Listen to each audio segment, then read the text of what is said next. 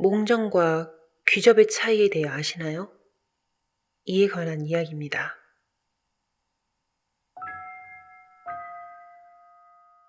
고등학교 1학년 여름쯤 한 빌라 반지하로 이사를 하게 되었습니다. 거긴 입구 쪽 흙단에 은행나무 4그루가 있었고 그 앞에 건물이 있어 우리 집 부엌 창문으로 나무가 보였습니다. 그러다 보니 음침한 듯 음침하지 않았습니다. 그곳에서 지낸 지 한 달여쯤 어느 날 꿈을 꿨습니다. 여느 날과 매한가지일 거라고 생각했습니다. 그 꿈속에서 전 옛날 집 제 방에서 누워 있었는데 눈은 움직여지는데 그 외에는 전혀 못 움직였어요. 이상하다. 그 생각하던 중에 문이 열리고 군복 입은 남자가 들어와 제 발치 앞에 서서 저를 보고 있었습니다. 저 역시 마주보는데 오래돼 보이는 형태의 군복이었어요. 이상한 건 전체 스캔은 되는데 얼굴만은 안 보였어요. 마치 사진에 얼굴을 도려내듯이요. 절 빤히 보는 그 시선이 무서운 듯 낯설었습니다. 그러다 순간 제 몸 위로 올라타 제 얼굴과 마주보는데 분명 얼굴이 없는데 얼굴이 있었어요. 바로 위어서인지 무섭더라고요. 몇 분 뒤쯤 급하게 제 다리를 벌리고 관계를 시작하는데 그 무렵 여러 교육들과 로맨스 소설들 덕에 이론적으로 빠삭했던 저지만 삽입하는 순간부터 몸을 강타하는 그건 제가 알던 것과는 달랐습니다. 하는 그 과정 모든 것이 절정이 붙어 있었습니다. 그리고 죽음의 그림자도 따라 붙었었죠. 몸은 움직이지 못하는데 점차 덜덜 떨렸습니다. 그 2가지 감정은 감당되지 않았어요. 그가 사정했다 느낀 순간 잠에서 깼습니다. 깨자마자 느낀 건 몸이 떨리고 있단 것과 몸에 남아있는 죽음의 그림자였어요. 이게 죽음의 두려움이구나 그때 처음 느꼈습니다. 이 꿈이 대체 뭔지 생각하다가 이게 몽정인가 싶었죠. 사람들이 몽정을 원하는 건 이런 절정들이 따라와서구나. 그 사람들은 이걸 어떻게 견디지? 그 생각이었죠. 그날은 그러고 말았습니다. 이것이 끝이구나 생각했죠. 하지만 아니었습니다. 3주 뒤 다시 꿨습니다. 다른 점은 사람 형태가 달랐습니다. 그리고 찾아오는 절정과 두려움의 시간. 잠에서 깨도 사라지지 않았습니다. 다시 3주, 2주, 또 2주. 총 5번의 꿈을 꾸는 동안 이상함과 놀라운 사실을 깨달았습니다. 이상한 건 기간이 줄어들고 있다는 점과 놀라운 건 항상 군복 입은 다른 사람이 나오는데 관계를 가져보면 오는 느낌이 말하길 같은 존재라 했습니다. 군복을 입은 그들은 모습은 달랐으나 결국 한 존재였습니다. 모습만 달리 꾸민 거죠. 이게 몽정이 맞는지 알기 위해서 인터넷에 조사했습니다. 여러 가지 이야기들 속 저와 맞는 건 관계를 한다는 점, 그 하나뿐. 그러다 하나의 제목이 보였습니다. 그건 몽정과 귀접은 다르다였습니다. 같은 폰트 속 그게 유독 부각된 듯 보여 무심코 눌렀고 글 내용은 이랬습니다. 몽정에 대해 알고 있는가? 당신이 꾸는 몽정이 아닐 수 있다. 당신의 꿈이 이러이러하다면 그건 몽정이 아닌 귀접이다. 소름이 돋았습니다. 제가 꾸는 것과 같았습니다. 귀접의 위험 단계가 있었는데 전 위험 단계에 속했습니다. 그나마 다행인 건 그 꿈을 집에서만 꾼다는 점. 그 카페의 상의안이 그들은 내가 위험하다고 속히 무당을 찾길 권했습니다. 그러길 바랬지만 결국 가지 않았습니다. 가정 상황이 어려웠고 그 이전에 제 자신이 누군가 죽여주길 원하는 때였으니까요. 자살은 못하지만 연쇄살인이 있던 동네도 일부러 찾아갈 정도였으니 그냥 이러다 죽길 바랬습니다. 이러다 죽으면 그나마 안 아프고 죽겠다며 은근 좋아했습니다. 시간이 지날수록 기간은 점점 줄어들었습니다. 첫 시작이 3주였는데 4개월 뒤엔 2일 간격이더라고요. 이것도 늘어난 거였습니다. 3주 전엔 매일이었는데 식량인 기가 쌓인 게 없었던지 2일이나 3일 간격으로 다시 늘어났습니다.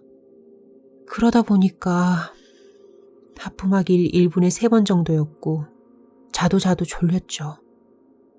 그렇게 1년이 흘러 고2 여름방학쯤이었습니다. 이혼으로 친가에서 따로 살던 아빠의 사망 소식이 들려 그곳에 갔다 온 후 제게 변화가 생겼습니다. 매일 오던 그가 아닌 다른 존재가 오기 시작했습니다. 매 꿈마다 달랐습니다.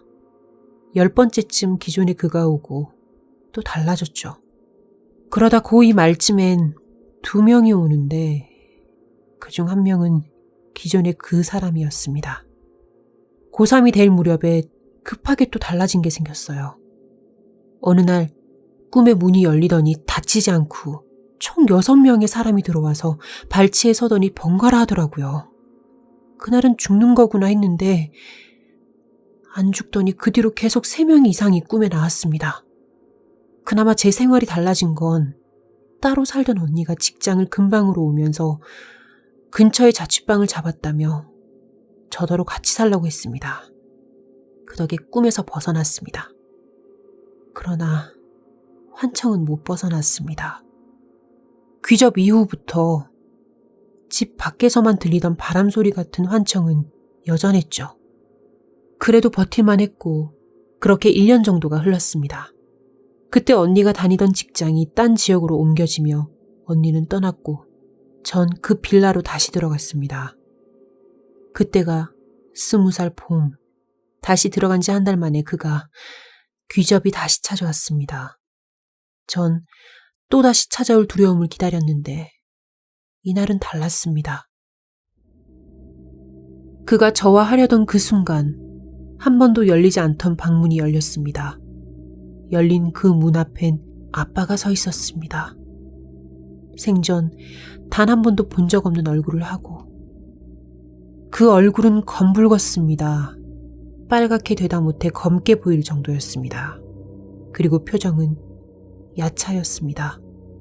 같이 살 적에 봤던 환한 표정들을 다 합쳐도 비교도 안 될 만큼 그야말로 야차란 말 아니고서는 표현할 길이 없었습니다. 그런 얼굴의 아빠가 방으로 들어와 그를 던지더니 밟기 시작했습니다. 아무런 소리도 나지 않는 그 꿈속에서 열심히 때리던 아빤 이내 절 일으켜 세우고선 그 건물을 나갔습니다. 거기서 잠이 깼어요. 그리고 전 울 수밖에 없었습니다.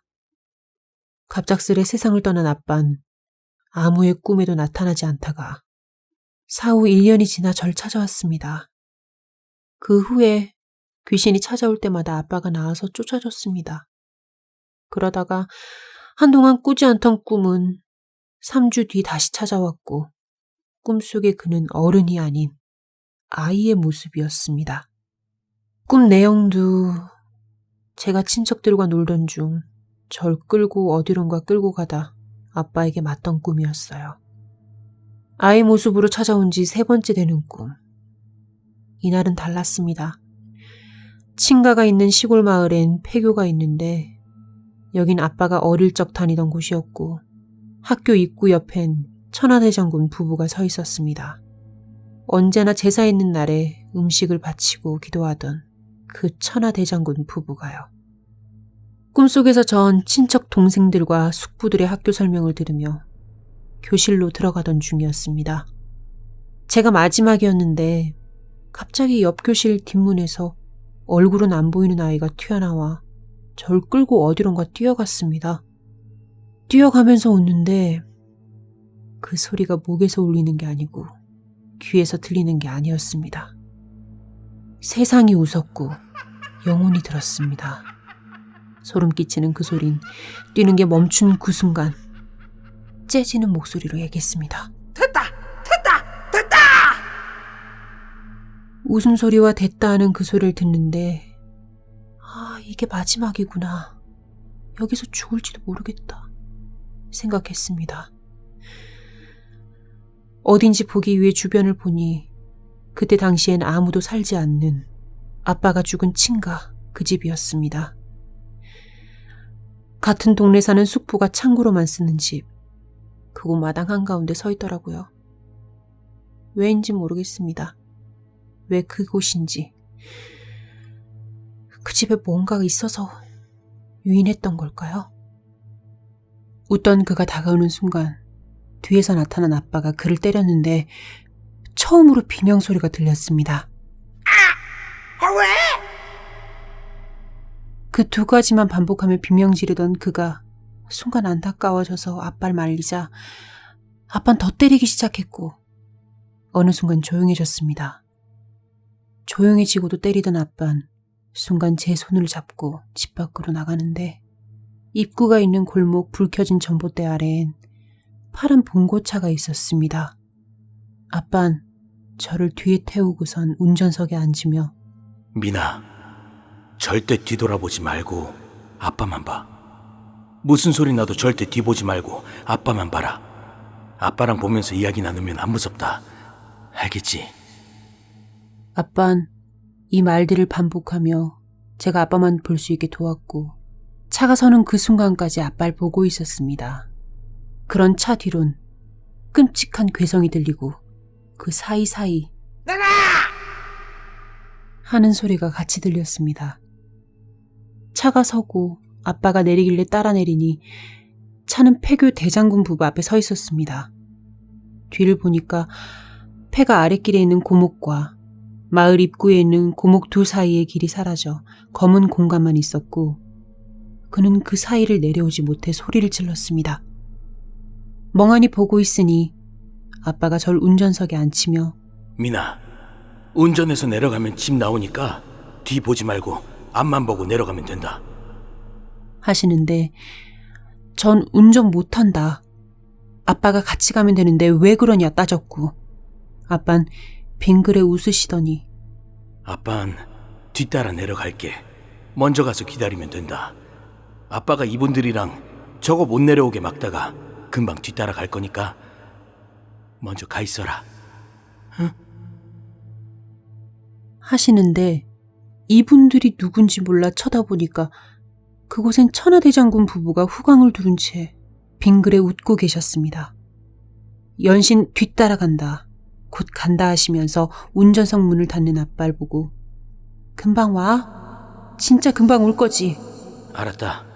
금방 갈 테니까 먼저 가 있어라. 하시는 아빠.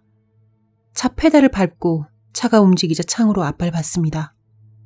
대장군 부부와 같이 후광을 빛내는 아빠는 빙그레 웃으며 절 보고 손을 흔드셨습니다. 차가 골목을 꺾고 아빠가 안 보일 때쯤 환한 빛이 보이더니 잠에서 깼습니다. 그 뒤로 꿈과 한청은 사라졌습니다. 깨어난 뒤 꿈이 생각나 추석에 친가에 내려간 김에 그 집에 다시 가봤습니다.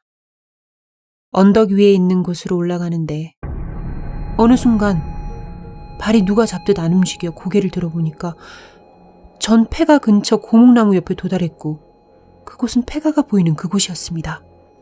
그리고 제 눈에 들어온 폐가는 늦여름 한낮임을 증명하듯 환한 태양빛을 받는 것과 별개로 어두운 안개가 감싸고 있었습니다. 딴 집들은 환한데 그 집만 어두웠습니다. 무거운 발을 끌고 그 집 앞에 다다랐을 때 마당 안은 밝은 듯 어두웠습니다. 안에 들어가기 위해 통나무 살인문 위로 손을 올리자 한기가 손을 타고 올라왔습니다. 그 한기는 한겨울 철봉을 만지는 것보다 더 찬 한기였습니다. 여기서 뒤돌아가길 바란 누군가가 귀에 뒤돌아가라고 소리쳤으나 그걸 무시하고 안으로 들어갔습니다. 마당에 들어서자 갑자기 바람이 불고 웃음소리가 귓가에 들렸습니다.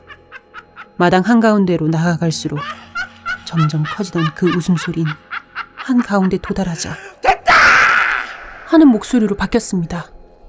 그 순간 소름 끼치는 그것에 놀라 얼른 뒤돌아 그 집을 벗어나고 고목 근처까지 뛰었습니다.